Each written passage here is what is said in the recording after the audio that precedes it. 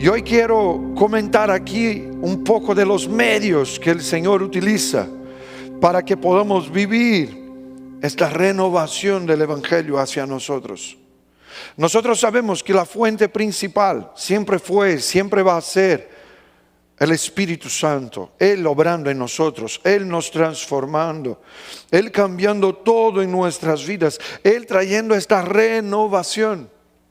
Y esta semana hemos tenido reunión de hombres aquí en la iglesia. Y el Señor puso un texto que quemó en mi corazón de una manera muy fuerte, que está en Efesios 1. No es el texto que voy a utilizar hoy, me estoy acordando.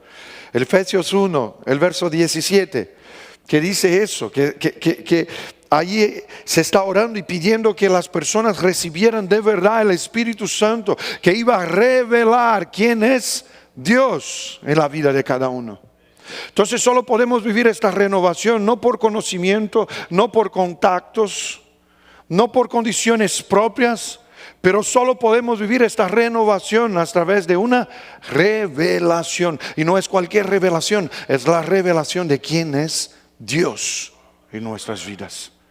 Si todavía no has probado eso, si todavía no vives eso de manera real, esta tiene que ser tu principal oración hoy. Señor, revélame, revélame. Yo quiero tener seguridad y yo quiero caminar en eso, sabiendo quién eres en mi vida hoy. Y sabemos que el Espíritu Santo es quien hace eso, quien hace esta renovación, quien nos transforma. Pero Él utiliza medios para que esto pase. Para obrar en nuestras vidas esta transformación. Y de hecho, si acordaros de unas semanas pasadas, si estamos viviendo esto solos, estamos viviendo una renovación. Pero si la renovación está pasando con un grupo de personas, eso se llama avivamiento. Eso se llama avivamiento, cuando probamos de esta renovación, de esta transformación en todo lo que somos. La manera como pensamos, la manera como tratamos a las personas que están al lado nuestro, la manera como nos relacionamos con Dios, la manera como vemos el pecado, la manera como vivimos la gracia de Dios. Todo esto cambia cuando estamos viviendo un avivamiento. Y una de las formas, uno de los medios que el Señor utiliza para que podamos vivir esta renovación es algo que, gracias a Dios, esta iglesia vive, que es la oración. Es la oración. Otro día envié un mensaje en el grupo de liderazgo de la iglesia, hablando de un testimonio que escuché una vez un gran pastor aquí de Estados Unidos diciendo que siempre que él iba a contratar a alguien para el staff de la iglesia, una de las preguntas que él hacía era si esta persona oraba por lo menos 1 hora por día. Y si la persona no oraba 1 hora por día, está fuera. Dios mío, ¿cuántos de nosotros podíamos ser contratados? Y yo me pongo ahí también, Yo me pongo ahí también. Hemos hablado de eso en la casa, porque es algo muy fuerte, porque no se puede hacer nada de lo que estamos haciendo aquí hoy si no tenemos una vida de oración. No hay cómo, no tenemos posibilidades para eso. Y para vivirmos este avivamiento necesitamos utilizar lo que Jonathan Edwards llamó de oración extraordinaria, que nada más es que una oración que está unida, que es una oración consistente y una oración en el mismo sentido, donde nos juntamos para orar por lo mismo, estamos mirando en la misma dirección.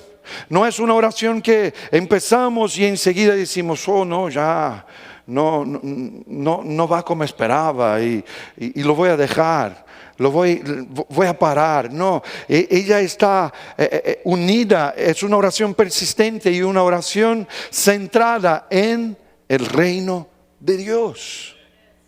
No es una oración que nos ponemos en plan, mira, necesitamos tal cosa, algo material, y vamos a orar hasta que lo consigamos. No es eso.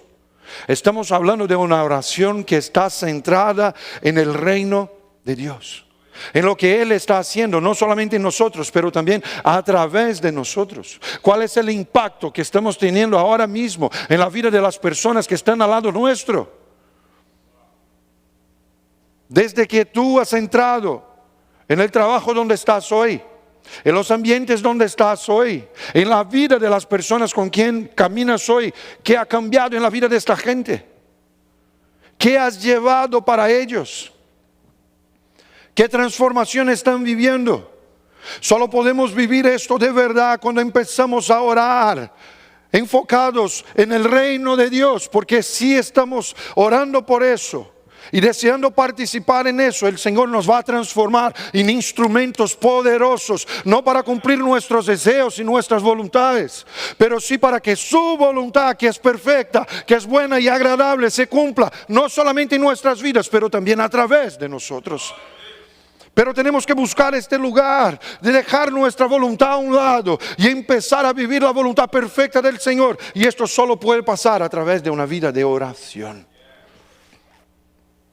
Muchas veces estos grupos de oración empiezan con una persona, a lo mejor con un grupo pequeño de personas, pero que se han dado cuenta de eso, que se buscan al Señor, que se centran en el reino de Dios. Las cosas se van a transformar. Pero más importante que el número de personas es la naturaleza de la oración. Y en eso estamos. Quiero traer este mensaje de una manera muy práctica aquí hoy.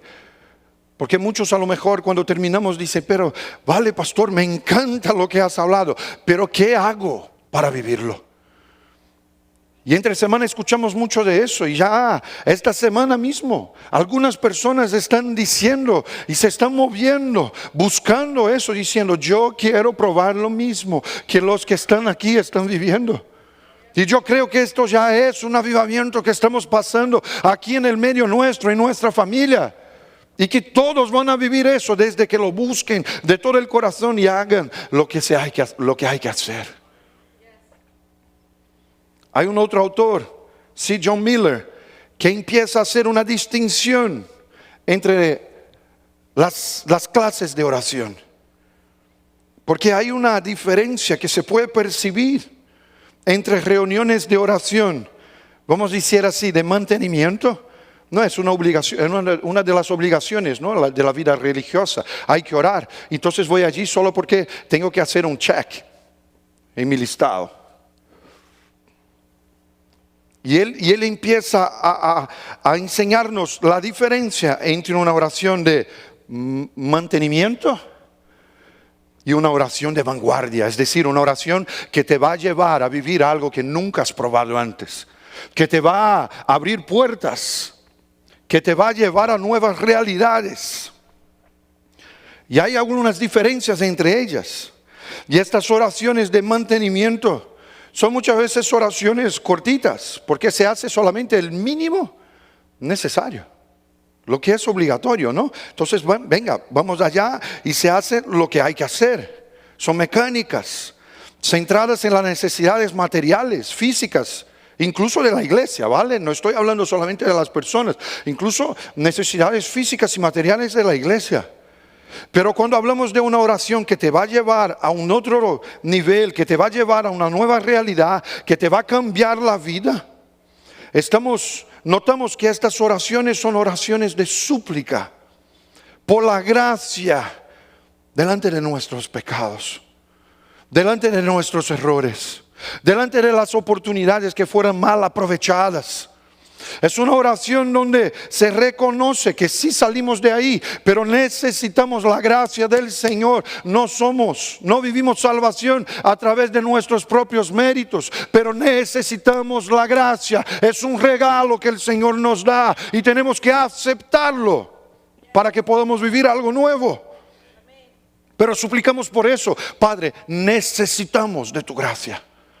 No podemos vivir sin eso. Hay que tener en estas oraciones una compasión, un amor por aquellos que todavía no están aquí. Sé que siempre hablamos de cuánto nos queremos, de cuánto el Señor ha sido cuidadoso en unirnos aquí en este lugar.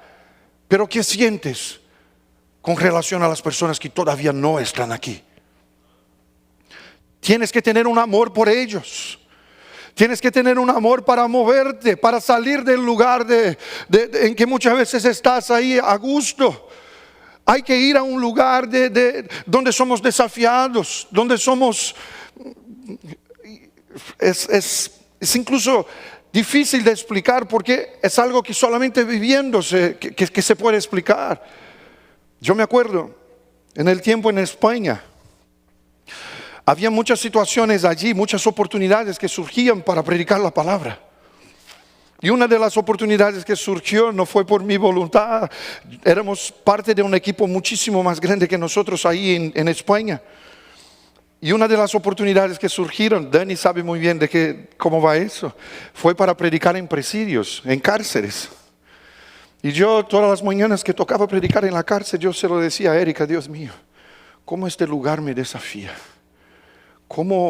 Porque confieso, no me gustaba estar allí, pero todas las veces que pensaba en las personas y en las experiencias que se vivían allí, esto cambiaba, pero muchas veces incluso para entrar te identificabas y iba pasando cada una de las puertas, ¿no? Y no son puertas, son, se me fue el nombre en español, las rejas.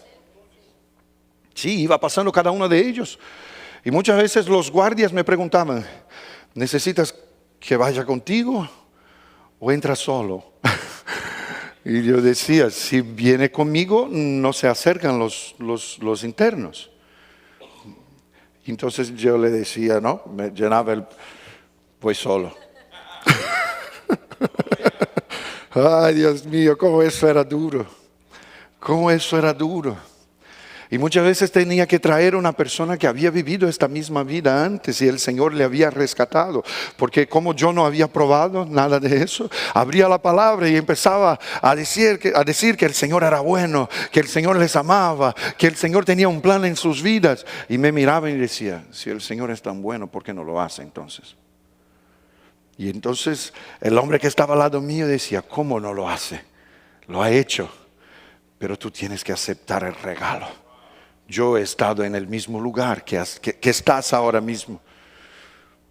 Esto se hace no porque tenemos placer en estar allí, pero porque el Señor ha puesto un amor en nuestros corazones por los que están perdidos. Y en nuestras oraciones hay que tener eso, hay que tener compasión. No somos nosotros que vamos a determinar quién es merecedor o no es. Jesús ha muerto por todos.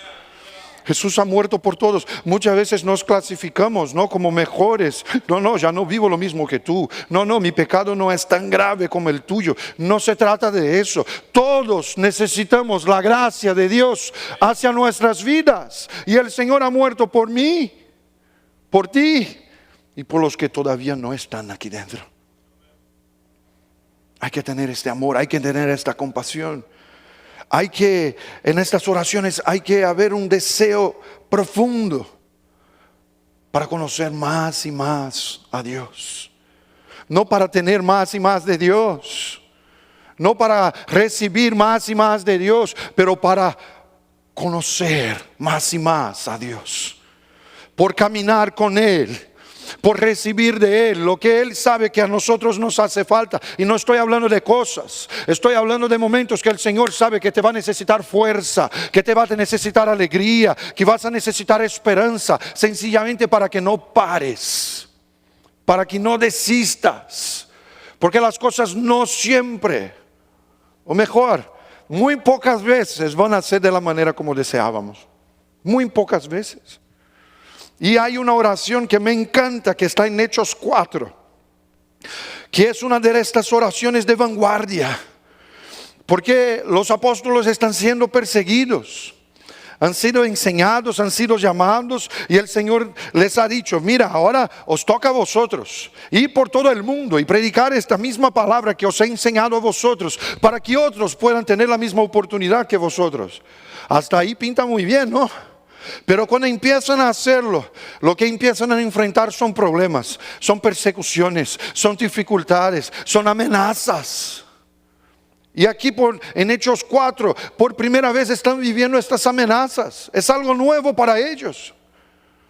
Y a lo mejor podrían ponerse en una oración de mantenimiento. No, porque si se ponen en este plan, la iglesia no iba a seguir. Una oración de mantenimiento en estos momentos sería una oración así: Señor, líbranos de estos. Cambia, Señor, nuestro lugar. Quítanos de este lugar de peligro. No fue esta la oración. Mira la oración, Hechos 4, a partir del verso 29, que dice así: ahora, Señor, toma en cuenta sus amenazas. Es decir, mira, lo que está pasando aquí sí es muy malo. Y concede a tus siervos, a nosotros, el proclamar tu palabra sin temor alguno. Es decir, danos lo que hace falta para no parar. Danos lo que hace falta para seguir adelante. Por eso extiende tu mano para sanar y hacer señales y prodigios mediante el nombre de tu santo siervo Jesús. Después de haber orado, tembló el lugar en que estaban reunidos. Todos fueron llenos ¿de qué? Del Espíritu Santo. No fue motivación, no fue valor normal, no fue algo que vino desde el cielo a través del Espíritu Santo de Dios. ¿Y sabe qué hicieron cuando fueron llenos del Espíritu Santo? Y proclamaban la palabra de Dios sin temor alguno. Aleluya.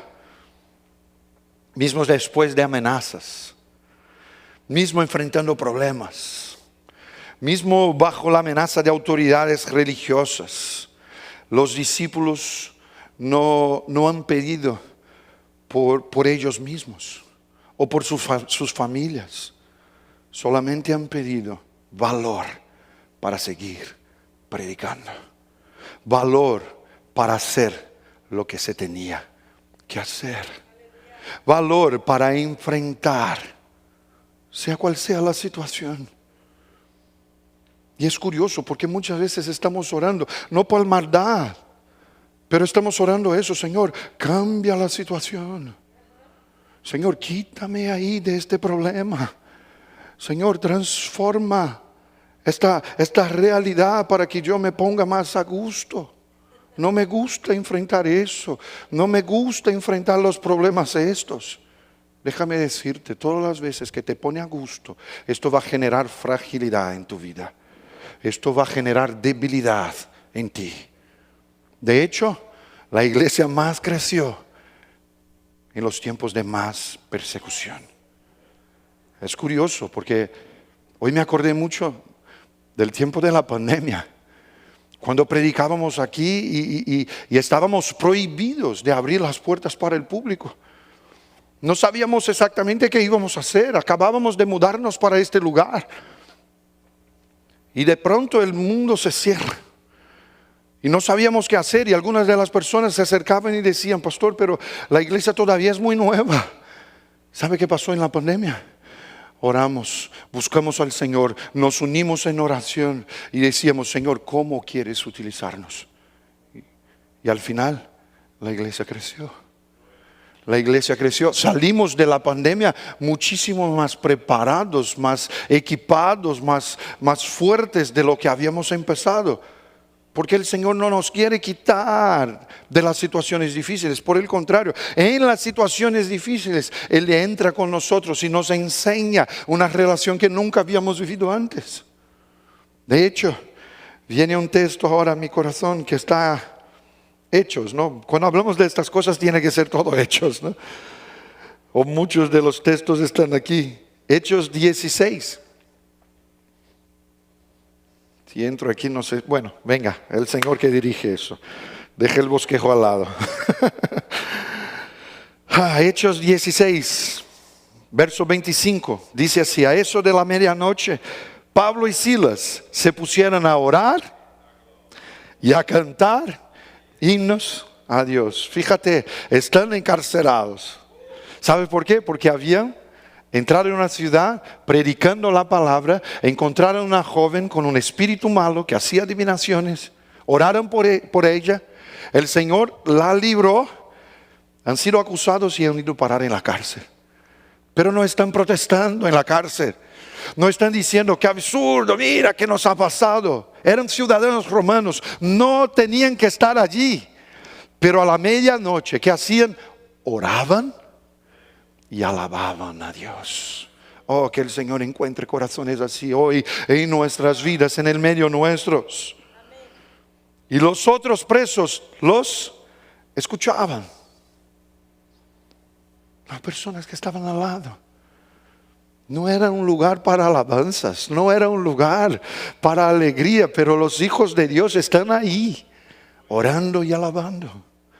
Y los demás empiezan a escuchar, los demás empiezan a ser afectados, todos los que estaban allí. Y de repente se produjo un terremoto tan fuerte que la cárcel se estremeció hasta sus cimientos. Al instante se abrieron todas las puertas y a los presos se les soltaron las cadenas. El carcelero despertó. Al ver las puertas de la cárcel de par en par abiertas, sacó la espada y estuvo a punto de matarse.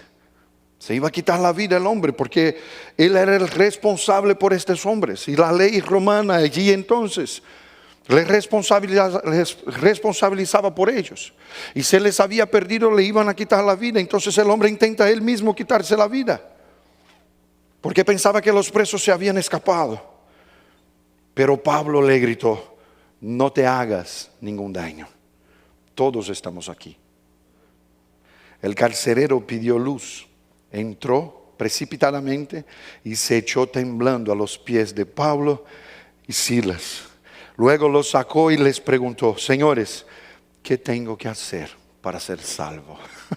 Aleluya. Siempre hay un propósito más grande que nosotros. Si el Señor les puso ahí dentro de esta cárcel para que este hombre y su familia vivieran salvación, ya está. Siempre hay un propósito que no podemos ver con nuestros propios ojos, que no podemos muchas veces entender con nuestra capacidad. Pero hay que confiar y hay que orar y hay que alabar, sea cual sea la situación, sea cual sea la circunstancia, sea cual sea el momento de vida. Hay que buscar al Señor en oración y alabar a su nombre, agradecidos por todo lo que estamos viviendo. Y entonces Pablo contesta: cree en el Señor Jesús, así tú y tu familia serán salvos. Aleluya. Luego expusieron la palabra del Señor a él y a todos los demás que estaban en su casa. Hermano, cuando vives del propósito del Señor, fíjate, un hombre que hasta entonces vivía en pecado, vivía lejos de la voluntad del Señor, empieza a desear la salvación, empieza a desear la presencia del Señor hacia su vida. ¿Cómo esto cambia así de una manera tan? Es por el propósito del Señor hacia nuestras vidas. Es curioso porque leemos Hechos, pero puedo decirlo, si nos sentamos, si queréis, un rato después del servicio, ¿cuántos testimonios hemos escuchado esta semana de personas diciendo: ¿qué tengo que hacer? ¿Qué tengo que hacer para recibir más del Señor? ¿Qué tengo que hacer para profundarme más en la palabra del Señor? ¿Qué tengo que hacer? Y de hecho, algunos que ya han vivido eso, ahora están animando, motivando a otros para que, diciéndoles: mira, hay que leer la palabra, hay que buscar al Señor en oración, hay que elegir todos los días vivir lo que el Señor tiene para nuestras vidas. Solamente el evangelio de verdad puede cambiar el hambre del hombre de pecado para la vida que solamente Dios tiene para ellos. Fue lo que este carcelero vivió aquí en este lugar. Por el propósito de los hombres del Señor que estaban viviendo aquí una injusticia, pero que sabían que su vida tenía propósito. Entonces luego expusieron la palabra del Señor a él y a todos los demás que estaban en su casa, es decir, toda la familia. A estas horas de la noche el carcelero se les llevó y lavó las heridas, porque habían sido torturados antes. Enseguida fueron bautizados él, el carcelero, y toda su familia. Fíjate, el carcelero los llevó a su casa, les sirvió comida y se alegró mucho junto con toda su familia por haber creído en Dios. Que es la única cosa que puede producir esta alegría. que puede transformar historias, que puede transformar vidas, no solamente del carcelero, pero toda su familia.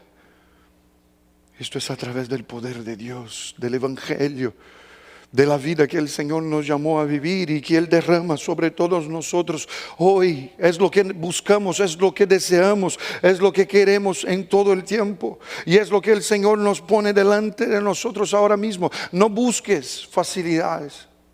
No busques las cosas que te van a dejar a gusto, dejar tranquilo. No busques. Sepas que el Señor está contigo en todo el tiempo. Y Él es quien dirige tu vida. Y Él es el que sabe para qué te está preparando. Él tiene planes en tu vida. En tiempos de amenaza. En tiempos de dolor. En tiempos de llanto. Muchas veces estamos orando pidiendo que el Señor evite estos momentos en nuestras vidas. Pero necesitamos proseguir con valor, con alegría, viviendo el propósito del Señor hacia nuestras vidas. Parece algo súper sencillo, pero los resultados que esto produce son sencillamente extraordinarios. Y es lo que el Señor nos lleva a vivir. Es lo que el Señor nos revela en cada paso de la caminata. Cuando vivemos eso, los resultados son extraordinarios. Aleluya. Y vemos en este mismo capítulo de Hechos, cuando los acusadores se impresionan con la manera como los discípulos hablaban. Decían, pero les conocemos, antes no tenían esta capacidad, antes no hablaban de esta manera, son hombres sencillos, son hombres que no tienen este preparo para hablar de esta manera. ¿Qué les ha pasado? Renovación por el Evangelio. Transformación por la revelación de quién es Dios. Muchos de nosotros estamos a lo mejor caminando buscando informaciones, pero esto hay que transformarse en una revelación de Dios hacia tu vida, hacia el propósito y el llamado que Él tiene en su casa, en tu familia, en lo que el Señor tiene para ti. En el nombre de Jesús tenemos que vivir eso hoy. Dejar de buscar al Señor solamente para que Él nos haga la vida más fácil. ¿Cuántos de nosotros estamos muchas veces el Señor utiliza eso para traernos para cerca? ¿Por qué nos hemos equivocado? ¿Por qué nos hemos buscado al Señor cuando deberíamos? Hemos tomado decisiones equivocadas. Y entonces buscamos al Señor para que Él solucione las consecuencias de estas decisiones. Pero el Señor nos llama hoy a un lugar de intimidad. El Señor nos llama hoy a un lugar de relacionamiento cercano, donde caminamos con Él y somos dirigidos por Él a este lugar de más y más intimidad. Es lo que queremos, es lo que deseamos, y en nombre de Jesús es lo que vamos a vivir. Aleluya.